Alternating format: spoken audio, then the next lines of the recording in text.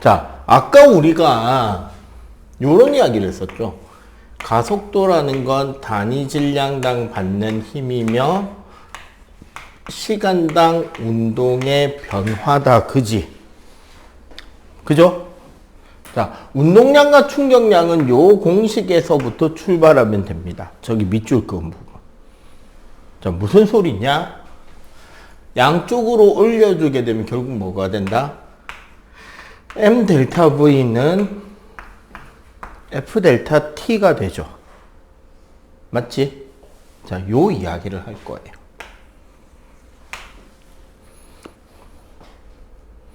자, 첫 번째.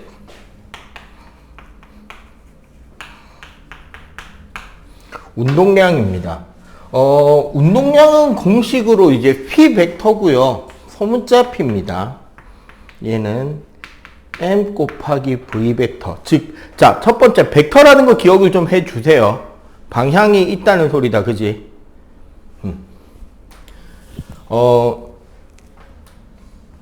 특별한 단위가 존재하진 않아서 그 단위 값은 킬로그램 미터 퍼 세컨드가 그냥 단위가 됩니다. 해석하자면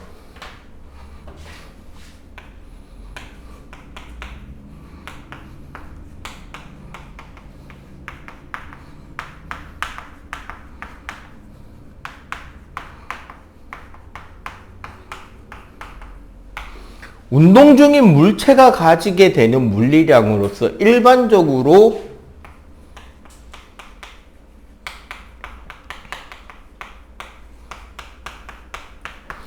그냥 운동 관성의 크기라고 생각하면 돼요.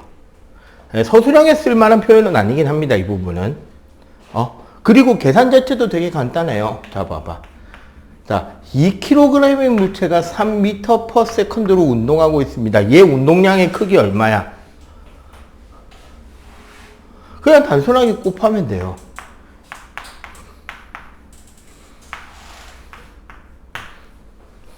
여기 끝이에요. 첫 번째 내용이. 자, 두 번째 충격량.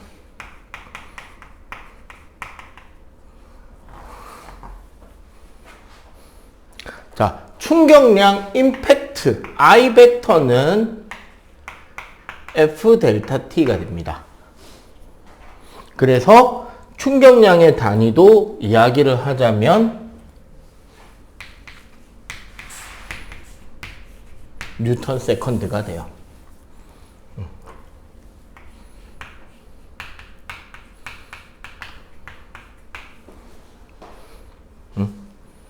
자, 충격량이란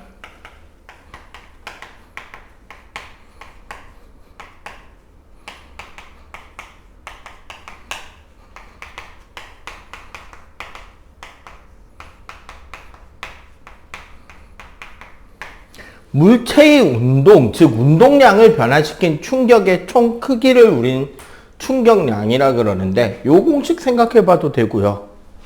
아니면 요렇게 봐봐.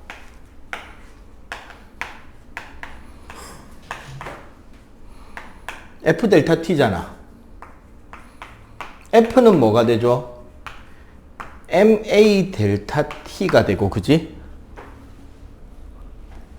A 델타 T는 뭐예요, 결국? 델타 V. 델타 V라는 것은 V-V0. 그래서 MV-MV0. P-P0가 되네, 뭐가? 충격량이. 따라서 뭐다? 나중 운동량은 처음 운동량의 충격량을 합한값이 된다가 되는 거고, 요 식에서 알 수 있는 건 뭐냐면, 자, 물리량을 더하거나 뺄 수 있다라는 게 무슨 의미라 그랬죠? 같은 차원, 같은 차수라 그랬지. 즉, 요 단위와 이 단위는 사실 어떤 단위다? 같은 단위다. 그래서 직접 더하거나 뺄 수 있다는 거야. 무슨 소리냐? 자, 여기에 요쪽에서 6N의 힘을 2초 동안 가했다면 얘가 받은 충격량의 크기 I는 얼마가 되죠? 12N가 될 것이고, 맞지? 그러면 이 운동이 2초 후에는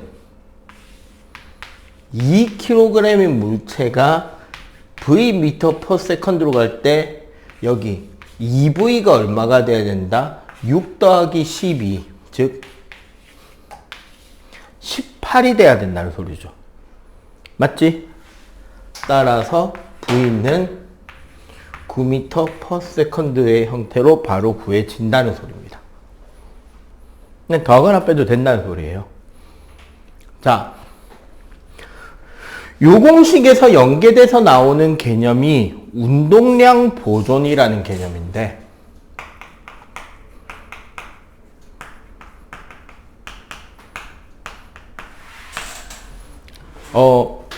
우리가 운동과 관련된 물리적 개념을 따져보면 속력 속도도 있고 운동 에너지도 있잖아. 그런데 얘네들이 아닌 운동량이라는 새로운 개념을 가지고 온 게 사실 운동량 보존의 핵심이에요. 왜냐하면 우리가 충돌 같은 거 할 경우는 어떻게 되느냐? 충돌 과정에서 새 나가는 에너지들의 양을 계산하기가 힘들단 말이야. 그게 계산이 힘들다는 소리는 무슨 소리다? 충돌 후에 어떻게 운동할지 우리는 예측할 수가 없어요. 근데 운동량 보존이 되잖아? 이렇게 할 수 있습니다. 봐봐. 자, M1인 물체가 V1으로, M2인 물체가 V2로 운동하다가 시간이 지나면 M1과 M2는 충돌하겠죠? 충돌의 결과로 M1은 V1-로 속력이 줄었고 M2는 V2-로 속력이 늘었다고 가정할 때, 봐봐. 처음의 운동량은 얘는 M1 V1, 얘는 M2 V2였고 주고받은 충격의 자, 여기서 힘을 생각해 보면 얘가 앞쪽으로 F를 받았다면 1번 물체는 작용 반작용으로 같은 크기의 힘을 받을 건데 어떻게? 반대 방향이니까 마이너스 F를 받을 거 아니야. 힘을 주고받은 시간을 델타 T라고 가정한다면 얘는 마이너스 F 델타 T, 얘는 플러스 F 델타 T를 받았죠? 그 결과 나온 값이 뭐다? M1 V1-와 M2 V2-라고 한다면, 자, 요렇게 나눠서 봐봐. 어떤 식이 보인다? M1 V1 마이너스 F 델타 T는 M1 V1-가 맞죠? 요 공식이잖아. M2 V2 플러스 F 델타 T는 M2 V2-가 된다. 맞죠? 요 두 식을 변변 더해버리면 어떻게 된다? M1 V1 플러스 M2 V2는, 자, 요거 날라간 거잖아. 뭐가 된다? M1 V1- 더하기 M2 V2-, 즉 뭐다?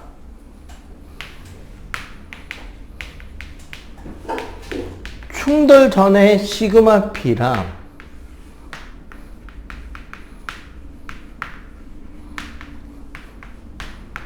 충돌 후에 시그마 P가 어떻다? 같다인 거죠. 그럼 우리는 이런 문제도 계산할 수 있게 된다는 거죠.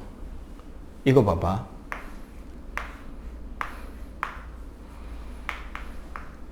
(10g짜리) 총알이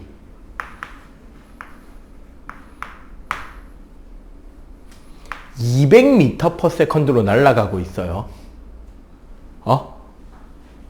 근데 얘가 요 앞에 90g짜리 나무도막이 하나 멈춰 있어.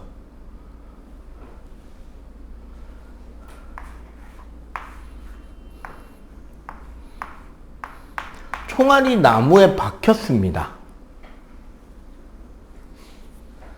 얘 속력은 얼마다? 라고 물어볼 수가 있다 없다?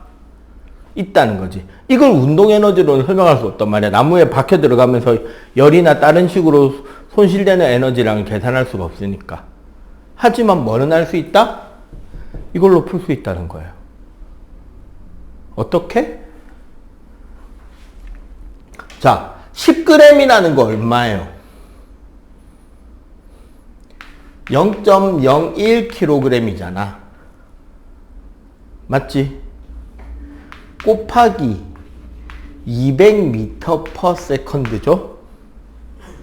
질량 무조건 kg입니다. 네, 계속 강조했죠. 그리고 얘는 운동량 얼마다? 0이지. 근데 얘가 총알이 박히면 총 몇 g이야? 100g이네? 0.1kg 곱하기 V랑 얘랑 어때야 된다? 같아야 된다고. 그럼 박힌 물체의 초속도는 얼마? 딱 보면 암산이 되죠. 20m/s가 되겠지. 조금 안 보이네? 조금만 더 넣어볼까? 이해가 돼요? 그래서 옛날에는 어떤 문제도 많이 나왔냐면 요 물체를 요렇게 그냥 놔두는 게 아니라 요 이제 물리원이 되면 위치에너지, 운동에너지, 역학적 에너지 보존 있죠. 중학교 3학년 때 배웠잖아. 얘를 공중에 매달아 놓은 물체에 때려 박게 하는 거야. 그럼 얘가 속력이 20m/s가 생기겠지. 그러면 얘가 어떻게? 요렇게 올라가겠네? 맞지? 운동에너지가 위치에너지로 전환되면서 올라갈 거 아니야. 요때 최대로 올라간 높이 구하는 문제도 옛날에 나왔다는 거죠. 그건 물리니까. 지금 통합과학이니까 여기까지는 안 나온다. 다행히. 여기서 요 속력 구하는 데까지 이해를 하면 됩니다. 알겠죠? 일단 여기까지 필기.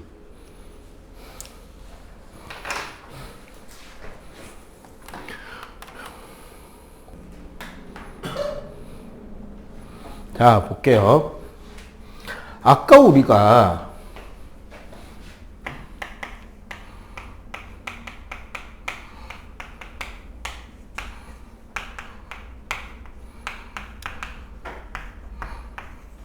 I는 F 델타 T라 그랬잖아요.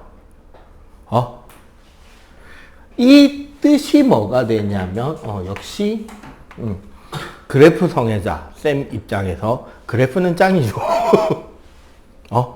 세로축에 힘을 주고 가로축에 시간을 주게 되면 여기 F 델타 T의 뜻 자체가 사실 뭐다? 넓이가 돼버립니다. 요게 이제 여러분들이 수학 공부를 더 하게 되면 결국 이렇게 될 거라는 거지. T0T에 대한 FDT가 돼버린다고. 적분식이죠. 요렇게 적으면 적분. 근데 이거는 같은 뜻인 거야, 사실은. 그리고 물체의 힘이 가해질 때 우리 희망엔 이거죠. 힘이 일정하게, 그래서 일정한 시간 동안 요만큼이 델타 T가 되고 요만큼이 F가 되어주면 참 좋겠지만, 그러면 딱 이 사각형 넓이가 뭐가 될 거다? 충격량이 될 거니까 딱 좋겠지만, 세상은 그렇게 만만한 게 아니죠. 실제로 힘은 어떻게 가해진다? 요런 곡선 형태로, 오쇼. 이때까지 그린 것 중에 제일 예쁘게 잘 그려진 것 같은데. 그리고 결국 요 공간의 넓이가 뭐가 된다? 충격량이 된다는 거죠. 자, 이때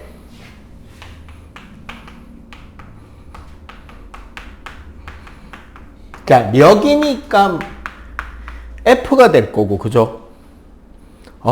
충격력의 정의는 결국 뭐다?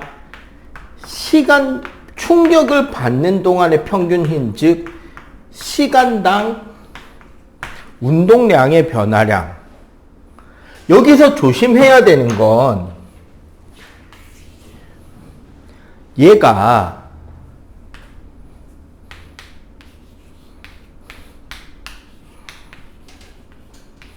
얘기 때문에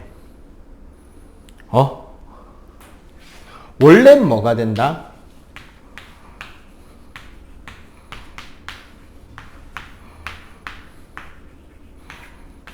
요렇게 된다는 걸 좀 기억해 주고 계시긴 해야 돼요. 통과에서 일반적으로 나오는 문제 유형은 아닌데 학교 선생님들이 간혹 100점 예방을 시키고 싶을 때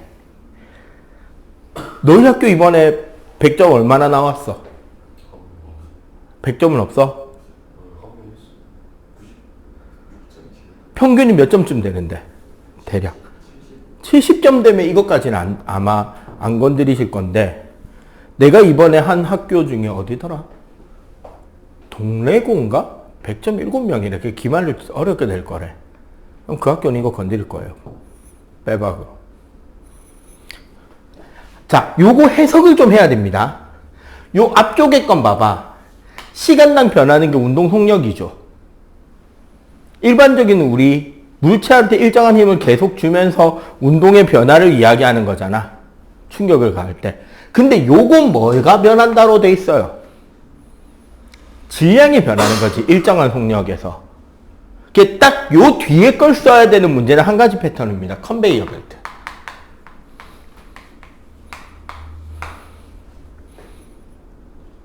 컨베이어 벨트 뭔지 알죠? 이렇게 공장 같은데 물건이나 이런 게 쭉 지나가고 거기서 자기 자리에 한 가지씩만 일을 하면 연속적으로 계속 물건이 생산되는 시스템을 컨베이어 벨트 시스템이라고 한단 말이야. 사실 이것 때문에 미국이 2차 대전을 이겼죠. 응? 2차 대전에 독일 주력 전차랑 미국 주력 전차 교환비가 10대1, 15대1, 뭐 심지어 20대1까지 나왔는데 독일군의 총 전차 생산량 대 미국의 총 전차 생량, 미국 플러스 소련의 전차 생산량은 200대1이 넘었으니까. 소련은 극단적으로 단순한 물건을 찍어내버렸고, 미국은 적당히 쓸만한 물건을 초대량 생산해버렸거든. 그게 가능한 게 컨베이어 벨트 시스템. 그, 포드, 우리도 지금 자동차 회사죠. 그 포드라는 회사에서 자동차를 대량 생산할 때 고안했던 시스템을 전차 생산에 써버렸기 때문에 고급 기술자를 키울 필요가 없었던 거야. 응? 독일은 요즘에도 비싼 고급 슈퍼카급의 스포츠카 보면 엔지니어 한 명이 거의 조립 처음부터 끝까지를 책임지고 한 대만 한 대씩 찍어내잖아. 근데 미국은 대량 생산이란? 그러면 그 한 명이 모든 자동차를 다 알고 있어야 되는, 현재는 안 그렇죠. 어떤 사람은 타이어 나사만 드르륵 이것만 박으면 돼. 그럼 하루 종일 가서 그 사람은 자기 자리에 앉아서 자기 앞에 지나가는 차에 바퀴마다 드륵 자기 앞에 지나갈 때마다 드륵 이것만 딱 하고 계속 지나. 그럼 그 사람은 자동차 알아? 몰라. 할 줄 아는 건 뭐야? 드륵. 어떤 사람은 여기서 여기까지만 용접하면 돼. 지지직. 근데 그런 사람들 10,000명을 모아놓으면 뭐가 나온다? 차 한 대가 나오는 거죠. 한 사람당 한 가지씩만 하면 되는 거니까. 어쨌거나 이 컨베이어 벨트 시스템을 할 땐 요게 나옵니다. 자, 여기서 중요한 거 충격력의 뜻인데요.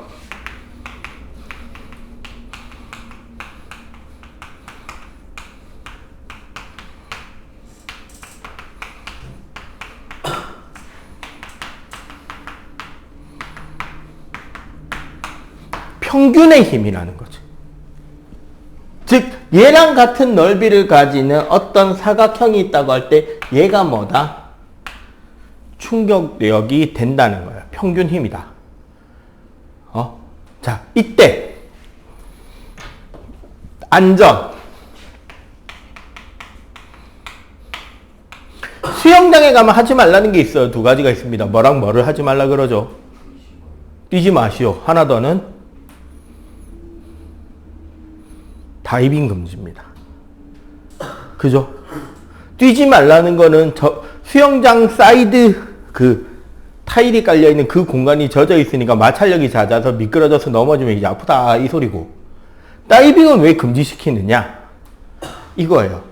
그래프로 설득시켜 드릴게요. 다이빙 금지의 이유. 자, 요런 거 생각해 봅시다. 여기 이제 다이빙대가 없죠, 수영장은. 우리가 이제 여기서 물에 뛰어내린다고 하면 이 사람이 수면에 닿는 순간에 그 사람의 운동량은 그 사람의 질량과 여기서 여기까지 높이에 의해서 결정이 나겠지. 자유낙하잖아, 결국은. 그러면, 근데 문제는 뭐다? 그때의 운동량을 0으로 만들 만큼의 충격을 물로부터 받으면 되는 거죠. 운동량 크기만큼. 이해가 되지? 자, 다이빙에 성공하면 어떻게 돼? 여기서. 다이빙에 성공했을 때는 쭉 들어가서 여기서 멈춘 뒤에 둥실둥실 떠올라오잖아. 성공했을 때의 시간 그래프는 요렇게 나오는 거죠. 쭉 들어가니까 시간이 꽤 걸리지. 그때 요 공면의 넓이 I가 뭐다? 운동량 크기만큼의 넓이를 가지면 된다고. 그런데 우리는 속칭, 배치기라는 게 일어나죠. 제대로 머리를 확실하게 쳐박지 못하면 철퍼덕하고 끝나잖아. 멈출 때까지 시간이 길어요, 짧아요? 짧죠. 자, 시간이 짧답니다. 넓이는 어때야 돼? 같아야 되죠. 그럼 그래프 모양은 이렇게 되는 거지. 세로축이 뭐라고? 힘.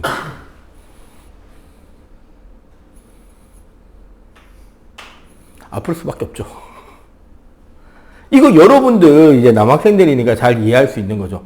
농구 하던 거 기억해 봐봐.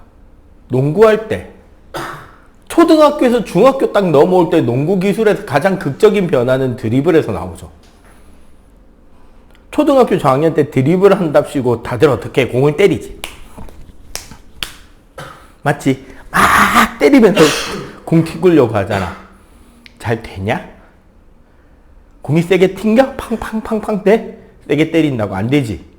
근데 중학교 올라와서 이제 초등학교 6학년 중학교쯤 올라오면 농구 잘하는 애들이 이제 제대로 드리블을 칠 줄 알죠. 어떻게 때리는 게 아니라 공을 스냅을 줘서 내려 누르면서 밀지. 시간이 길게.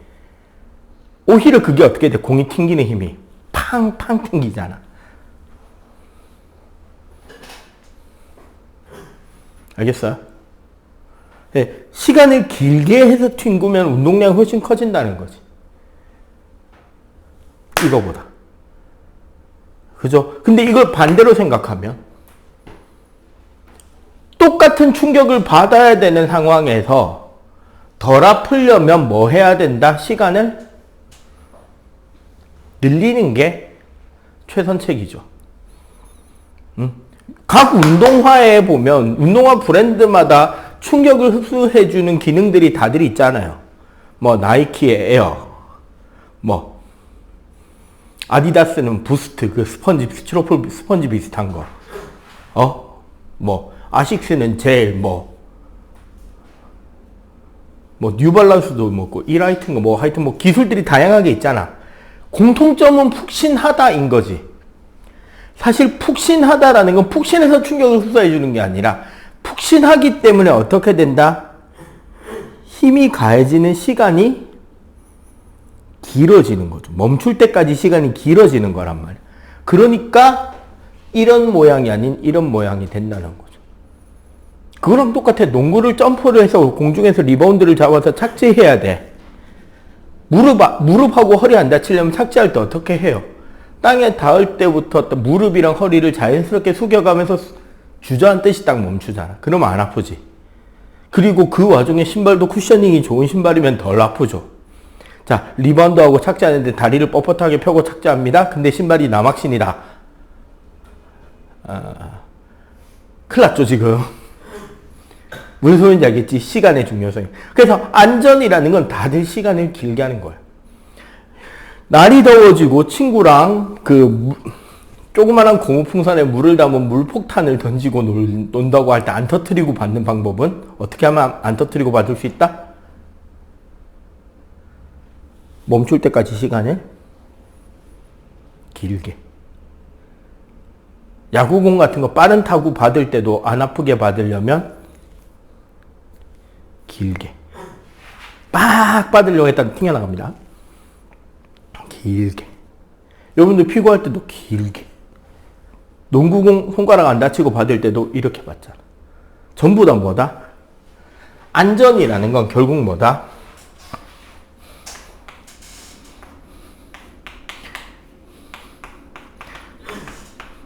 충격, 받아야 되는 충격이 일정할 때 뭐 하게 된다? 델타 T를 증가시킴으로써 충격력을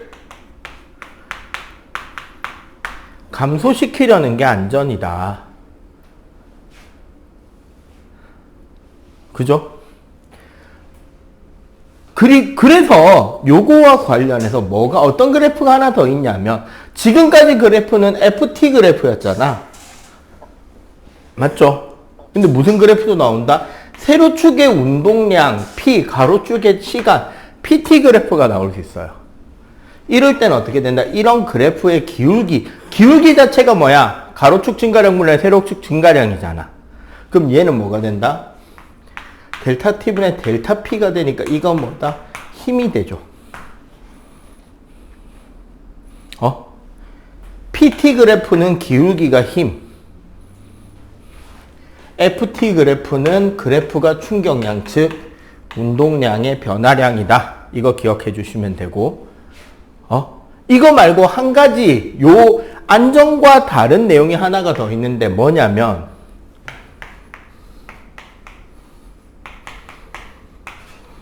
팔로스로우라는 게 있어요. 운동 같은 거 할 때 야구든 배드민턴이든 티볼이든 축구든 실제로 공에 힘이 가해지는 순간에서 몸을 멈추는 게 아니라 뭐 한다? 그 운동 방향으로 그대로 쭉 더 해주잖아. 왜 이렇게 해주는데요?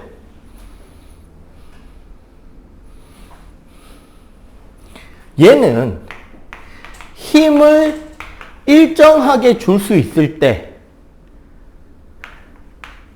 델타 T를 증가시킴으로써 결국 최종 목표는 델타 P를 증가시킬 수 있다는 거지.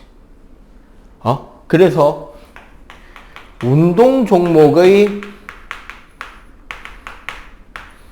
팔로스로우나 우리 무기 계열에서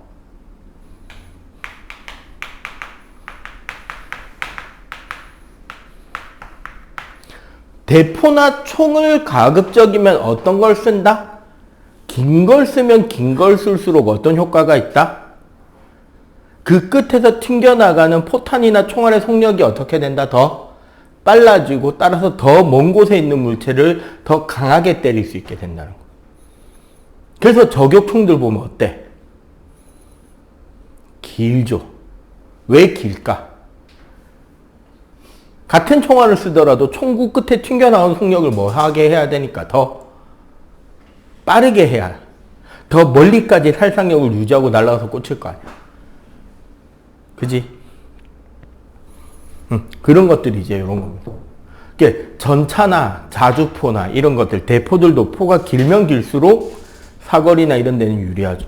단점은 움직이는 데는 좀 불편하겠지. 선생님 군 생활할 때 그때 북한의 위협에서 제일 무서웠던 게 그거였다고. 애들이 긴 자주포를 생산할 능력이 안 되니까 러시아의 고물 대포를 2개씩 수입해온 뒤에 한 대 대포를 잘라서 다른 대포 앞에다가 용접해서 붙여버리는 거예요.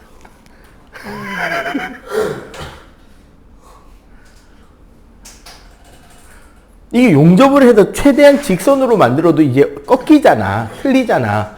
오차가 생기긴 한데 뭐는 확보된다? 사거리는 확보되는 거죠. 그리고 한 발 한 발을 스나이핑하는 무기가 아니잖아, 대포는. 뭐 해? 여러 대 깔아놓고 와바바바바방 때려버리면 되는 거 아니야. 그래 초탄 떨어졌는데 삑사리 났습니다. 저기 맞았다고 그럼 조금 더 돌려. 그 다음 거 다시 쏘면 되잖아. 그래 되게 무서웠던 그런 기억이 있습니다. 오케이? 요런 것들이 운동량과 충격량 그리고 충돌과 안전에 대한 내용이에요. 안전장치들에 대한 뭐 에어백, 헬멧 이런 것들 다 요런 개념으로 설명이 가능합니다. 대신에 중요한 포인트. 저기 139쪽에 550번 한번 봐주실래요?